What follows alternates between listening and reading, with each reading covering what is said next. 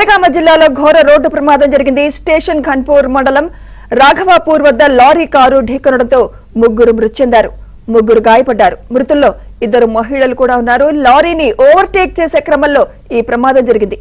గాయపడిన వారిని ఆసుపత్రికి తరలించారు.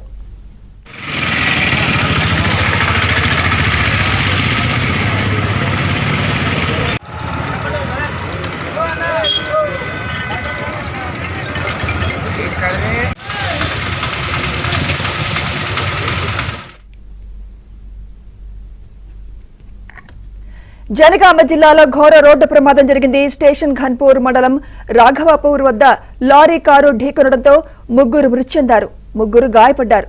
మృతుల్లో ఇద్దరు మహిళలున్నారు. లారీని ఓవర్టేక్ చేసే క్రమంలో ఈ ప్రమాదం జరిగింది.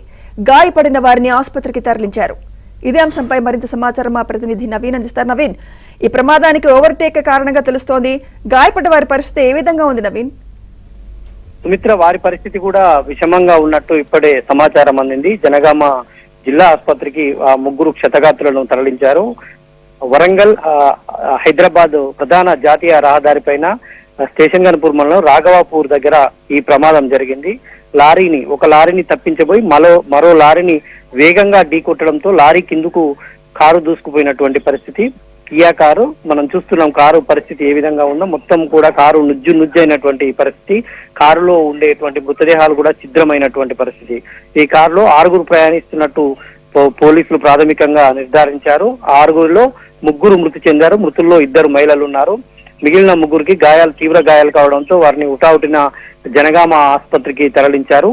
మృతదేహాలు రోడ్డు పైన కూడా, అంటే కారులో 2 మృతదేహాలు ఇరుక్కున్నాయి. ఒక మృతదేహం రోడ్డు బయట పడి ఉంది. వెంటనే అది వరంగల్ హైదరాబాద్ ప్రధాన రహదారి కావడంతో భారీగా వాహనాల ట్రాఫిక్ జామ్ కూడా అయింది. పోలీసులు వెంటనే అప్రమత్తమై ప్రస్తుతానికి ఏదైతే కారు ప్రమాదానికి గురైనటువంటి కారు రోడ్డుకు అడ్డంగా పడి ఉండడంతో కారును పక్కకు తప్పించి ట్రాఫిక్ నైతే ప్రస్తుతం క్లియర్ చేసే పనిలో పోలీసులు ఉన్నారు.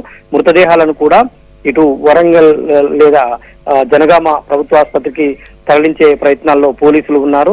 ఎందుకంటే కారులో ఇరుక్కున్నటువంటి మృతదేహాలు నుజ్జై శరీర భాగాలన్నీ కూడా కారులో కలిసిపోయాయి కాబట్టి వాటన్నింటినీ తీసేసరికి టైం పడుతుంది కాబట్టి ఆ కారుతో సహా మృతదేహాలను కూడా పక్కకు నెట్టారు.